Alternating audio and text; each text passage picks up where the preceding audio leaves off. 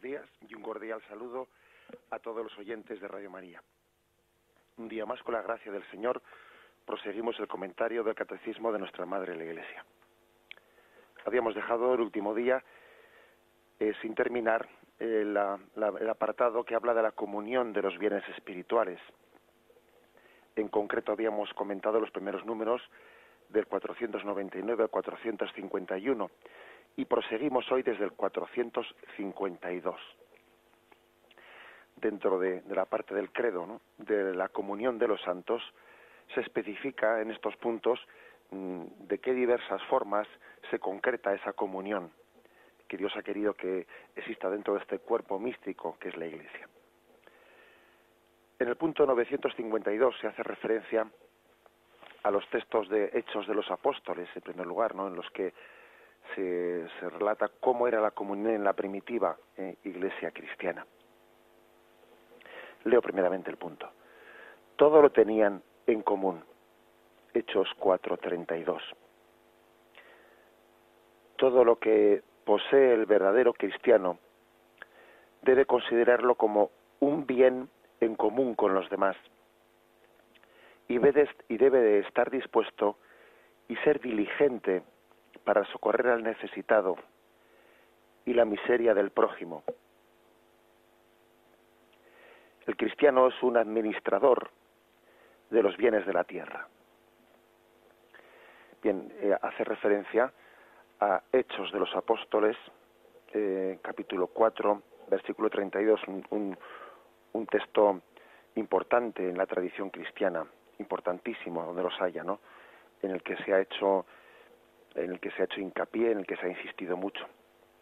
Allí se dice: la multitud de los creyentes no tenía sino un solo corazón y una sola alma. Nadie llamaba suyos a sus bienes, sino que todo era en común entre ellos. Los apóstoles daban testimonio de un gran poder, con gran poder, de la resurrección de Jesús, y gozaban todos de gran simpatía. No había entre ellos ningún necesitado, porque todo lo que poseían, los que poseían campos o casas, los vendían, traían el importe de su venta y lo ponían a los pies de los apóstoles, y se repartía a cada uno según su necesidad. Bien, como vemos en estos textos, se remarca que la primitiva comunidad cristiana pues le dio una grandísima importancia, ¿no?, a esta comunicación, a esta comunión de los bienes. Más aún, si leemos en Hechos de los Apóstoles, capítulo 2, versículo 42, se descifra de la siguiente forma, ¿no?, el tipo de vida o de, pues podríamos decir, valores prioritarios en torno a los cuales estaba formada, cuáles eran los pilares básicos en torno a los cuales se juntaba la primitiva comunidad cristiana. Hechos 2, 42 dice: acudían asiduamente a la enseñanza de los apóstoles, a la comunión, a la fracción del pan y a las oraciones. 4 cosas, ¿no? Pone como cuatro fundamentos en torno a los cuales giraba la primitiva comunidad cristiana, giraba pues esa comunicación que tenían entre ellos. Fijaros, dice: primero, acudían a la enseñanza de los apóstoles. Segundo, a la comunión, dice, a la comunión. No se está refiriendo aquí a la comunión sacramental del sacramento de la Eucaristía. No, eso es el siguiente punto, donde dice a la fracción del pan. El texto, por fracción del pan, entiende la fracción de la Eucaristía. Le reconocieron al partir el pan. En la fracción del pan los discípulos de Maús también reconocieron a Jesucristo. Por lo tanto, se juntaban en torno a la predicación de la palabra, a la fracción del pan, que era la Eucaristía, a la comunión, y por comunión entienden a la comunión de los bienes, a la comunicación de todos los bienes que entre ellos tenían, a la puesta en común de sus bienes, y a las oraciones. O sea, por tanto, son 4 los pilares Cuatro los pilares que sostienen, que conjugan la primera comunidad cristiana. Acudían asiduamente a la enseñanza de los apóstoles, a la comunión, a la fracción del pan y a las oraciones. Es una iglesia, pues, que está por una parte alimentada por la enseñanza. Los apóstoles tienen una misión de enseñar la palabra de Cristo. Pero no únicamente por la enseñanza, sino que aparte de esa enseñanza no solo se aprende en conceptos, ¿no?, sino que también se vive sacramentalmente la Eucaristía. Pero no solo se celebra, no solo esa palabra se enseña, no solo se celebra, también se traduce a la realidad. Y la traducción a la realidad es la comunión de los bienes.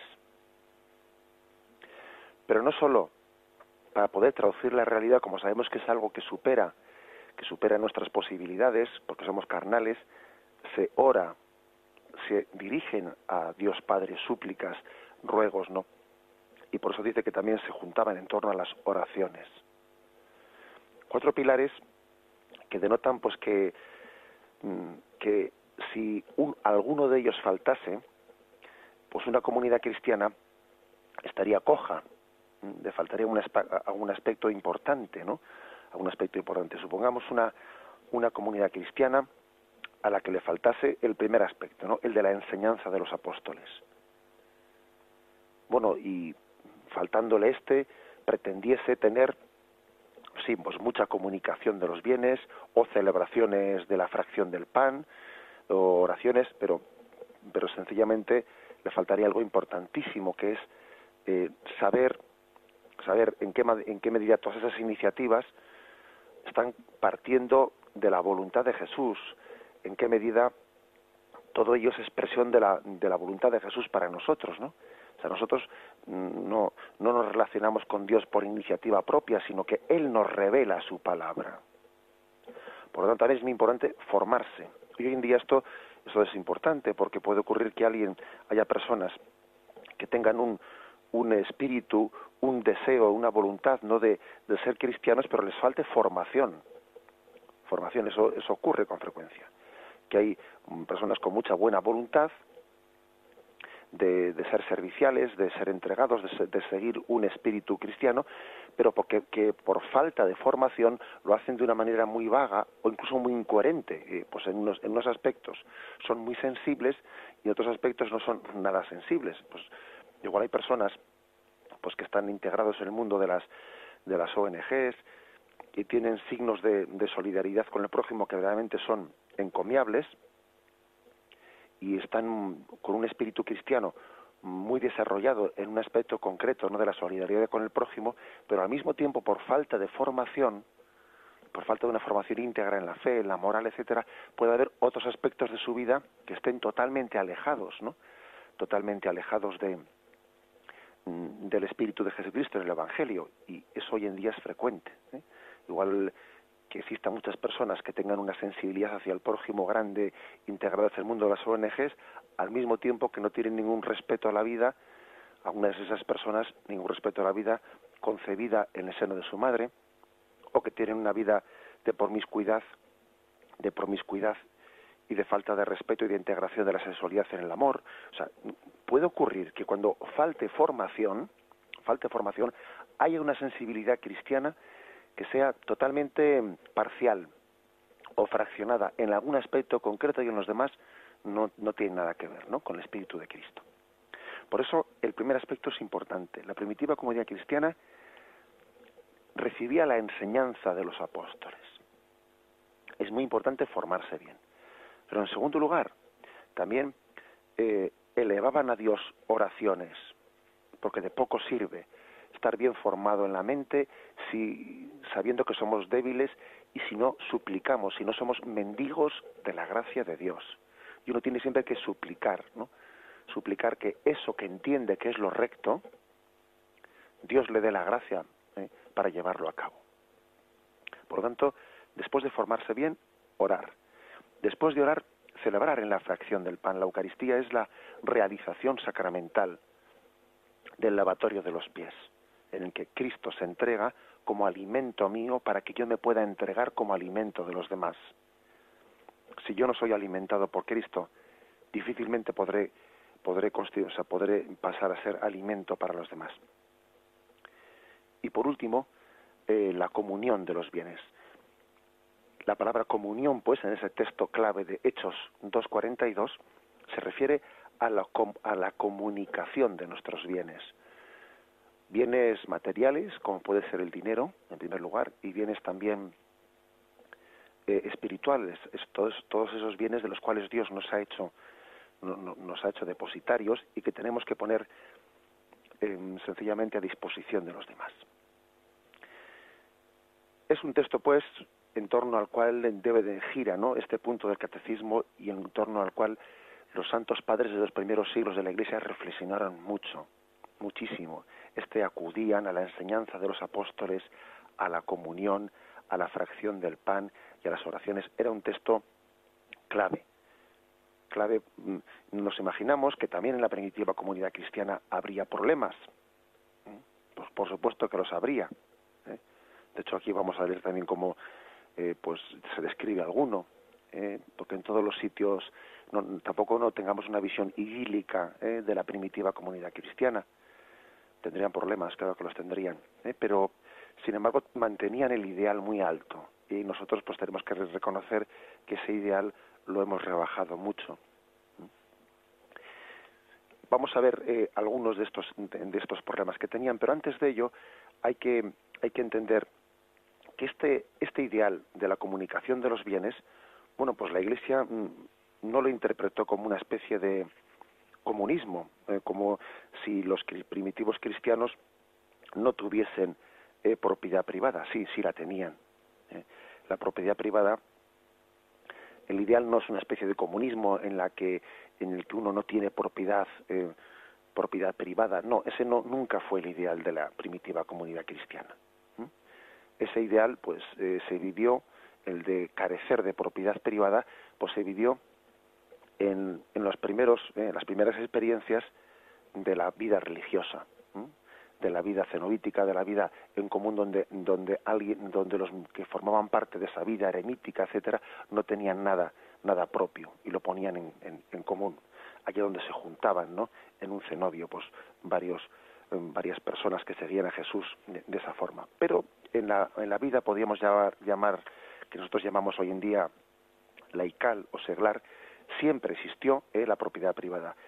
Ahora bien, era una propiedad privada con una conciencia muy grande, con una conciencia grandísima, de no ser una propiedad privada con derecho absoluto a ella. Jamás los cristianos tuvieron una conciencia de propiedad privada absoluta, sino sencillamente relativa. Más bien el término que el catecismo utiliza es: somos administradores de aquello que se nos ha dado en propiedad. Se nos ha dado en propiedad, sí, pero no a título de propiedad absoluta, sino a título de administrador. Es decir, es propiedad tuya, pero por un tiempo. Luego dejarás de poseerlo, porque de hecho esta vida es corta, y entonces se utiliza esa imagen del administrador. Bien, eso especialmente está referido en el capítulo 16 de San Lucas, donde se nos da esta conciencia de que los bienes son administrados por nosotros. Decía también a sus discípulos: era un hombre rico que tenía un administrador, a quien acusaron ante él de malbaratar su hacienda. Le llamó y le dijo: ¿qué oigo decir de ti? Dame cuenta de tu administración, porque ya no podrás seguir administrando. Se dijo a sí mismo el administrador: ¿qué haré? Pues mi señor me quita la administración. Cavar no puedo. Mendigar me da vergüenza. Ya sé lo que voy a hacer, para que cuando sea removido de la administración me reciban en sus casas. Y convocando uno por uno a los deudores de su señor, dijo al primero: ¿cuánto debes a mi señor? Respondió: 100 medidas de aceite. Él le dijo: toma tu recibo, siéntate enseguida y escribe 50. Y después dijo a otro: ¿tú cuánto debes? Contestó: 100 cargas de trigo. Dícele: toma tu recibo y escribe 80.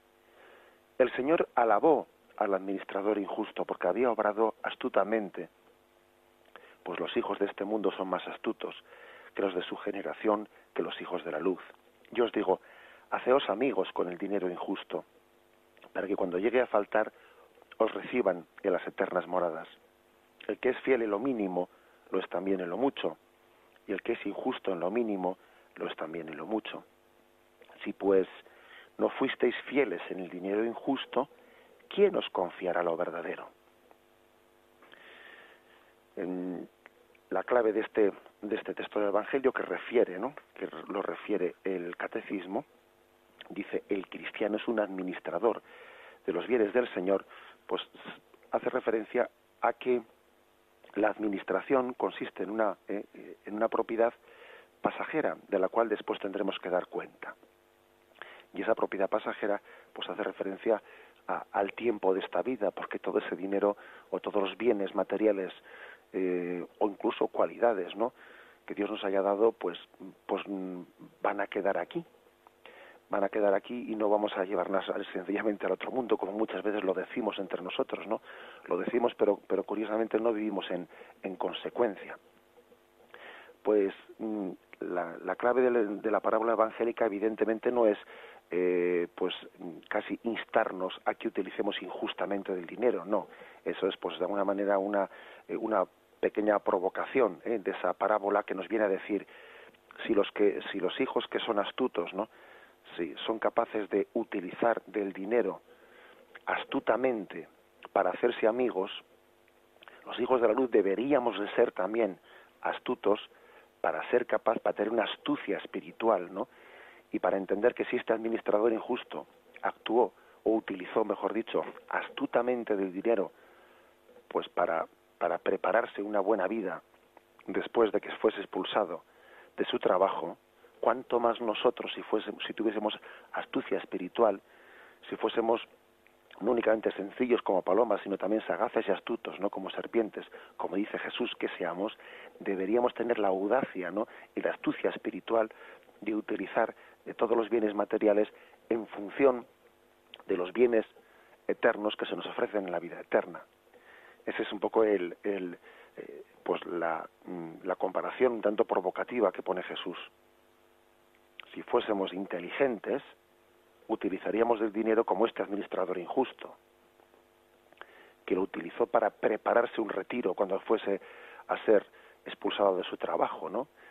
Verdaderamente es una comparación provocativa por parte de Jesús, en la que, por supuesto, no nos está invitando a que seamos injustos como este administrador, sino nos está invitando a que seamos suficientemente pues sagaces para que utilicemos los bienes materiales en esta vida en función de la vida eterna, para que entendamos que de poco nos sirven todos los dones que hemos recibido si no es bajo esa clave de administración.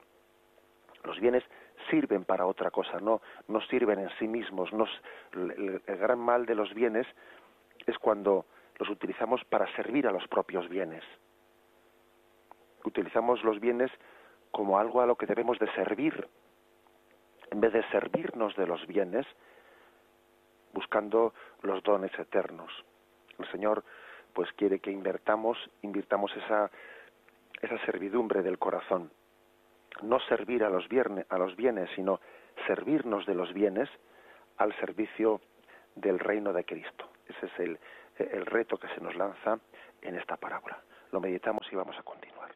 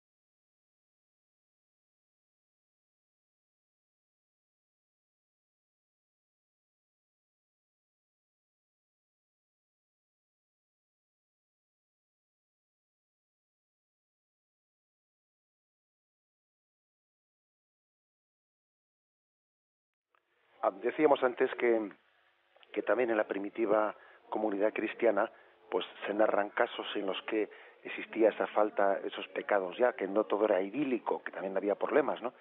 Y en concreto, en Hechos de los Apóstoles 4, a partir del versículo 36, y adentrándonos en Hechos 5, se narra el siguiente caso. Un hombre llamado Ananías, de acuerdo con su mujer Safira, vendió una propiedad y se quedó con una parte del precio, sabiéndolo también su mujer. La otra parte la trajo y la puso a los bienes de los apóstoles. Pedro le dijo a Ananías: ¿cómo es que Satanás llenó tu corazón para mentir al Espíritu Santo y quedarte con parte del precio del campo? ¿Es que mientras lo tenías no era tuyo y una vez vendido no podías disponer del precio? ¿Por qué determinaste en tu corazón hacer esto? No has mentido a los hombres sino a Dios. Al oír Ananías estas palabras cayó y expiró, y un gran temor se apoderó de cuantos lo oyeron. Se levantaron los jóvenes, lo amortajaron y le llevaron a enterrar. Unas 3 horas más tarde entró su mujer, que ignoraba lo que había pasado. Pedro le preguntó: dime, ¿habéis vendido en tanto el campo? Ella respondió: sí, en eso. Y Pedro le replicó: ¿cómo os habéis puesto de acuerdo para poner a prueba el Espíritu del Señor? Mira, aquí a la puerta están los pies de los que han enterrado a tu marido. Ellos te llevarán a ti. Al instante ella cayó a sus pies y expiró. Entrando los jóvenes la hallaron muerta y la llevaron a enterrar junto a su marido. Un gran temor se apoderó de toda la iglesia y de todos cuantos oyeron esto. Es un episodio que verdaderamente pues nos llena de impresión, ¿no? Nos llena de impresión porque nosotros pues vivimos la comunicación de los bienes a un nivel pues muchísimo más distante, ¿no? Hemos hecho de él digamos un asunto privado, un asunto en el que, bueno, pues parece que es una decisión interna de conciencia lo que uno puede aportar en la comunicación de los bienes, en la que nadie entra de alguna manera a compartir esa decisión o a tomar puntos de referencia o a consultar incluso esa decisión, ¿no? Y nos llama la atención que en la primera comunidad cristiana pues se viviese con esa intensidad, la sinceridad de cómo se aporta delante de Dios la comunicación de los bienes. Fijaros que lo que los apóstoles le reprueban, ¿no?, a este matrimonio, a este hombre Ananías y a su mujer Safira, lo que le reprueban no es que no hayan entregado todo el dinero del campo pues a la comunidad cristiana. Lo que le reprueban es que no hayan sido sinceros, que hayan querido quedar bien, como diciendo que lo entregaban todo y que sin embargo se hayan quedado una parte. Porque de hecho Pedro le dice: es que mientras lo tenías no era tuyo y una vez vendido no podías disponer del precio. Sí, si nadie te obligaba, o sea, es decir, la primitiva comunidad cristiana no le obligaba a entregar todo el precio de ese campo que vendía. Pero ellos pues quisieron quedar bien delante de los demás, haciendo como si hubiesen puesto, ¿no?, pues todo el valor de ese campo al servicio de la comunidad, cuando era mentira.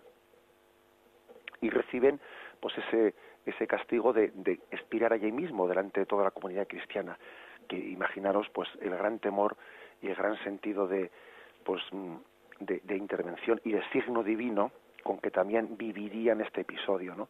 Lo vivirían como un signo de Dios para que se tomasen en serio primero la sinceridad y segundo la comunicación de los bienes, ¿no? Primero la sinceridad y segundo la comunicación de los bienes, no olvidemos eso. Este es un episodio pues en el que se ve que, bueno, cómo vivía la comunidad esto y cómo también era objeto también de tentaciones, porque siempre hay una tensión entre ese deseo de propiedad privada, que Dios quiere que lo tengamos, que además que es que la propiedad privada es santa y es buena, porque hace que el hombre se realice más, que se entregue con más ilusión a su trabajo. Cuando existe propiedad privada, pues uno se dignifica más en el trabajo. Cuando todo es de todos y nada es propio, pues uno no se motiva tanto, porque somos así. y entonces no se ilusiona en su trabajo, en su huerta. Si no tiene su huerta propia, su campo propio, pues el trabajo, pues por naturaleza, ¿no? Se entrega a él con mucha mayor vocación que cuando el trabajo, pues, que cuando el campo, pues, es trabajador ajeno. El pastor que cuida sus propias ovejas, pues lo hace con una mayor ilusión. O sea, con lo cual, digamos, la propiedad privada, pues es buena y es casi un instrumento para mayor desarrollo de los talentos que tenemos. Ahora bien, pues, sin embargo, en la medida en que tenemos más conciencia de hermandad entre nosotros, hay mayor comunicación de bienes. Y a la medida en que la primitiva comunidad cristiana era más pequeña, tenía más hermandad, más conocimiento entre ellos, había más comunicación. En la medida en que hemos llegado a un mundo masificado en el que está al lado de la iglesia mía, pues no sé ni quién es, me suena de vista, otras veces le he visto pasar, y tenemos menos comunión, menos hermandad, menos lazos, pues desgraciadamente la comunicación de los bienes también es muy inferior, porque esta sociedad nos ha despersonalizado, y la diferencia entre nuestras comunidades católicas a la primitiva comunidad, pues está en que, bueno, pues que nuestras relaciones fraternas son también mucho más despersonalizadas por el tipo de sociedad en la que vivimos, el tipo de urbes en las que nuestros vecinos y nuestros coparroquianos, no, pues tienen rostros que no tienen nombre propio muchas veces. Entonces también ese es uno de los motivos. El Papa en su encíclica Dios es amor describe con mucho detalle cómo se desarrolló en los primeros siglos la caridad cristiana, haciendo referencia en primer lugar de cómo los apóstoles decidieron elegir a 7 diáconos para atender a las viudas, para poderse ellos dedicar a la predicación de la palabra. Refiere el texto de los Hechos de los Apóstoles, en el que como la primitiva comunidad cristiana comienza ya a organizar pues el ministerio de la caridad. Y luego, pues poco a poco, en distintas formas, el Papa en esa encíclica hace referencia a cómo en Egipto se creó la diaconía y otras formas distintas de organizar ese ministerio de la caridad. Pero lo importante es entender que la caridad en la primitiva comunidad cristiana y en los siglos posteriores no fue únicamente un asunto particular o privado de cada uno, sino que la caridad formaba parte de uno de los quehaceres de la Iglesia en cuanto a Iglesia, en cuanto a institución eclesial, ¿no? Y eso desde el principio así lo fue. Acordaros de cuando Pablo sube después de haber tenido la experiencia de Damasco y después de haber pasado un tiempo de reflexión y de preparación, sube a Jerusalén, se le encomienda también, es confirmado por los apóstoles. Cuando más tarde tiene lugar después el conflicto entre los gentiles, entre si los gentiles tenían que ser circuncidados o no, finalmente llegan a un acuerdo y entonces los apóstoles en Jerusalén le dicen, después de aquel concilio de Jerusalén, le envían a Pablo a predicar, le dan de alguna manera la bendición para que predique, pero le ponen a los gentiles, sin circuncidarlos, pero le ponen una condición, que se acuerden de sus pobres en Jerusalén. Y Pablo dice, él se tomó muy en serio aquella encomienda que le habían hecho de los pobres de Jerusalén. O sea, que él siempre envió donativos de aquellos lugares griegos que eran más ricos en favor de los pobres de Jerusalén, que era pues un lugar de gente más pobre. Quiero decir que es básico que entendamos que la caridad no es una cuestión privada, como tendríamos la tentación de entender.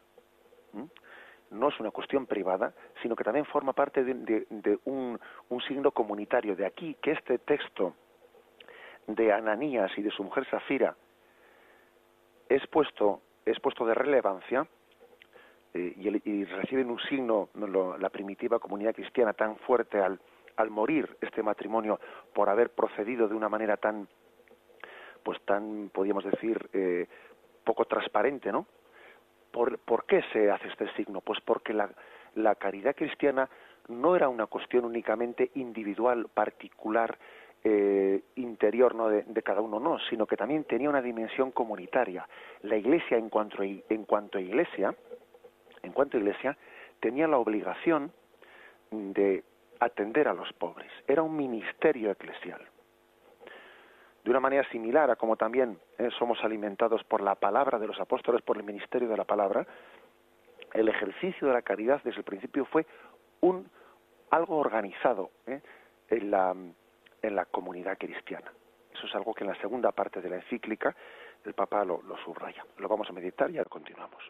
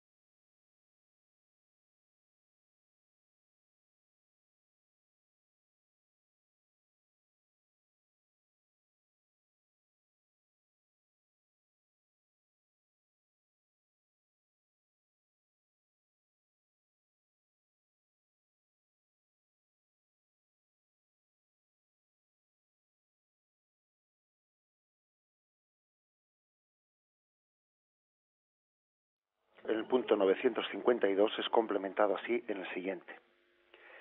La comunión de la caridad.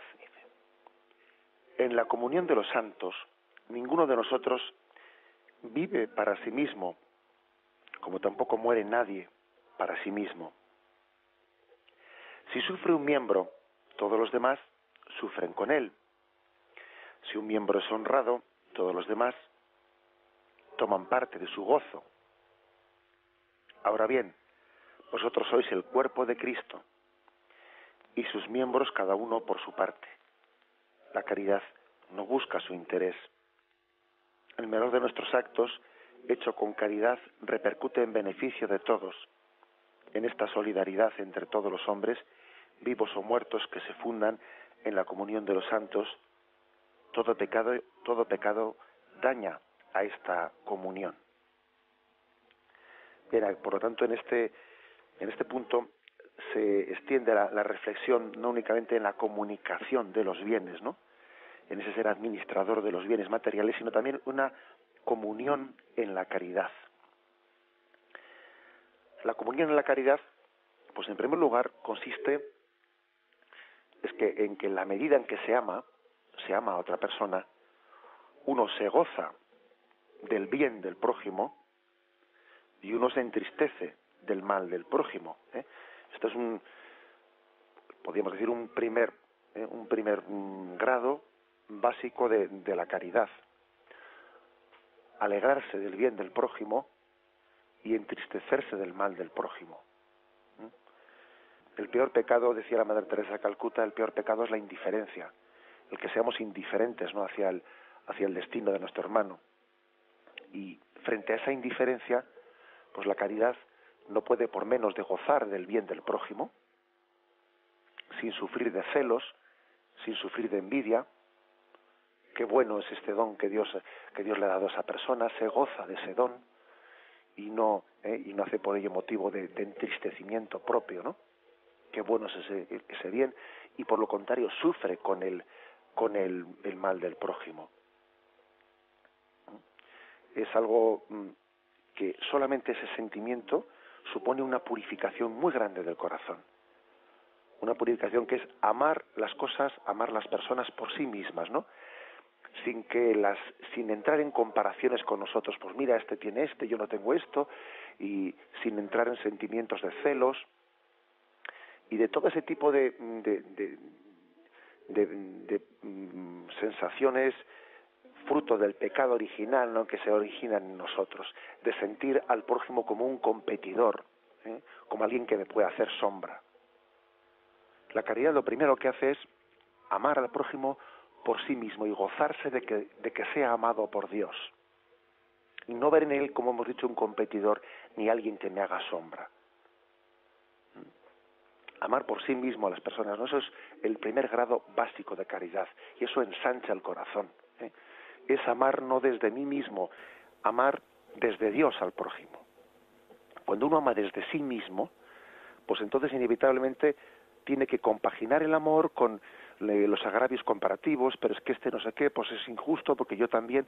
Cuando uno ama desde sí mismo, tiene una perspectiva muy corta. Cuando uno ama desde Dios y ama en Dios al prójimo, y ama porque él ve que es amado por Dios, pues entonces la perspectiva es mucho más ancha, ¿no?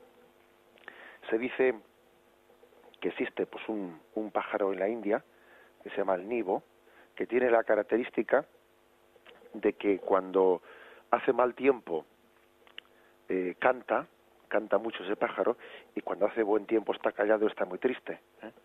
Y que dicen que es un pájaro que en el fondo evoca al envidioso, ¿no? y al celoso de nuestro entorno, que en vez de alegrarse del bien ajeno, pues se entristece, y en vez de entristecerse, ¿no?, del bien ajeno, pues parece que eso le consuela los males de los demás, para así tener más consuelo para llevar los propios.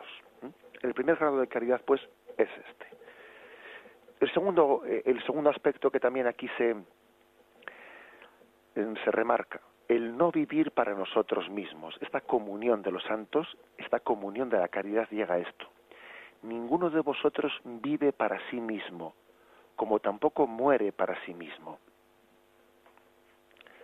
Tenemos también, pues, por lo tanto, una especie de sentido de propiedad, ¿no?, en nuestra vida, que yo hago con mi vida lo que quiero, yo soy dueño de hacer o dejar de hacer, como si yo tuviese la libertad, ¿no?, o como si fuese santa esa libertad, de bien sea de enterrar los talentos o de ponerlos al servicio de los demás, no, y eso es falso. Esa libertad no es santa, no es santo. Es decir, no se trata de una especie de sensibilidad. Bueno, el que tenga una sensibilidad hacia el prójimo, quiera desarrollarla, pues bueno, pues puede, como si fuese un hobby, para no aburrirse, también pues para tener un poco pues ese tiempo libre para que no le sobre tanto, se puede dedicar a algunas obras hacia el prójimo. No es así, no se trata de un hobby, se trata de toda la vocación que tenemos todos, es decir, de no vivir para nosotros mismos, de poner todos nuestros talentos también al servicio, para gloria de Dios, al servicio del prójimo. Es algo que es esencial en la felicidad humana, el no vivir para sí mismo. Uno de los motivos mayores, principales, podríamos decir, de infelicidad, pues es el estarse mirando al ombligo uno a sí mismo, el estar cerrado a la propia carne, el pensar únicamente en nosotros mismos, ¿no? Ese es el mayor motivo de infelicidad. El Señor nos hace un gran don, un gran favor, una gran caridad, cuando nos permite entregarnos al prójimo. Nosotros igual nos pensamos, ¿no?, que al entregarnos al prójimo hacemos un servicio, ¿no?, pues que de alguna manera pues parece que es como si yo hago un sacrificio que revertirá en función de los demás, bien, de acuerdo, pero principalmente soy yo el que soy favorecido, soy yo el que recibo el don cuando realizo la caridad con el prójimo, soy yo el primer beneficiado, porque el Señor me da la gracia de olvidarme de mí mismo. Y eso es importantísimo que lo digamos. Cuando uno hace un ejercicio de caridad, el desprendimiento de sus bienes, el desprendimiento de su tiempo, el desprendimiento de sus preocupaciones, el primer beneficiado es Él. Dios te da el don de olvidarte de ti mismo. La felicidad consiste en el olvido de uno mismo, pues en la entrega generosa a los demás. Muchos males que arrastramos se solucionan de esa forma, olvidándose de nosotros mismos. Que no nos quepa duda, que no nos quepa duda que es la mejor medicina espiritual, psicológica, y también digo psicológica porque el hombre se realiza en la medida en que tiene ideales y no está siempre su cabeza girando en torno al yo, girando en torno a lo mío, yo, pobre de mí, pobre de no sé qué, no sé cuántos, todo me toca a mí. A veces pues podemos llegar a tener pues esa especie de obsesión un poco egocéntrica o lamentativa, me lamento de todo me pasa a mí, pobrecito de mí. Eso, la verdad es que el Señor quiere que lo purifiquemos con el olvido de nosotros mismos y con el ofrecimiento de todo por el prójimo. Curiosamente, Jesús nos dijo en el Evangelio, ¿no? En Mateo 10:19, el que encuentre su vida la perderá, y el que pierda su vida por mí la encontrará. Es curioso eso mismo, pero podemos decir, el que busque su propia felicidad como fin último de su vida, no la encuentra. El que busque, es curioso, porque cuando uno busca una cosa, justamente eso que está buscando se le escapa. Sin embargo, el que busque, en vez de buscar su propia felicidad, busca la felicidad del prójimo, curiosamente encontrará la suya propia. Si quieres ser feliz, olvídate de ti mismo, es lo que te dice Jesús. Si quieres ser feliz, busca la felicidad del prójimo y encontrarás la tuya. Pero si haces de tu propia felicidad el fin de tu vida, pues curiosamente, paradójicamente, no la vas a encontrar. Si quieres ser feliz, busca hacer feliz al prójimo. Esta es la máxima del Evangelio, que la tenéis ahí en Mateo 10:19, ¿no? Para que nos la meditemos, para que hagamos una reflexión profunda de ella. El que encuentre su vida la perderá, y el que pierda su vida por mí la encontrará. Eso tantísimas veces lo hemos visto, ¿no? Y tiene muchas aplicaciones, en muchos sentidos esto, muchísimos sentidos. Se me ocurre uno, por ejemplo, ahora mismo. ¿Cuántas parejas hay que igual se casan y dicen, no, ahora queremos disfrutar de la vida, ahora no queremos tener hijos, porque los hijos más tarde, no, pues ahora que vamos a disfrutar de la vida, porque pues ahora somos jóvenes y luego los hijos atan mucho, te quitan la libertad, te comprometen todo. Y sí, claro, tú fíjate. Y curiosamente esas parejas que muchas veces hacen ese tipo de opciones, ¿no?, quitándose responsabilidades de encima, pues curiosamente pasan unos años y claro, ¿qué es lo que ocurre? Que cuando no hay un ideal que ilusione a una pareja, que le haga sacrificarse gozosamente, que es ese hijo, ¿no? Los hijos, cuando no existen ese ideal, entonces ¿qué es lo que pasa? Pues que el diablo, cuando no tiene nada que hacer, pues con el rabo mata moscas. Entonces empiezan los problemas en la pareja. Porque la pareja, a falta de un ideal por el que luchar y por el que olvidarse de sí mismos y por el que olvidarse de los propios egoísmos, los egoísmos florecen allí donde no existe ese ideal para luchar por él. Los egoísmos florecen y en la pareja van surgiendo problemas y más problemas y más problemas y más problemas. Y por haber querido disfrutar de la vida, curiosamente esa pareja acaba pues totalmente perdiendo la comunión interna entre ella. Y no se soportan y etcétera, etcétera. Y luego lo malo suele ser que a última hora, cuando ven que está a punto de romperse, la pareja dice, vamos a ver si traemos un hijo y de esta manera nos arreglamos entre nosotros, que ya es la hecatombe, claro, porque un hijo pues no es una terapia de pareja, para intentar arreglarse bien. Podríamos poner muchísimos casos más,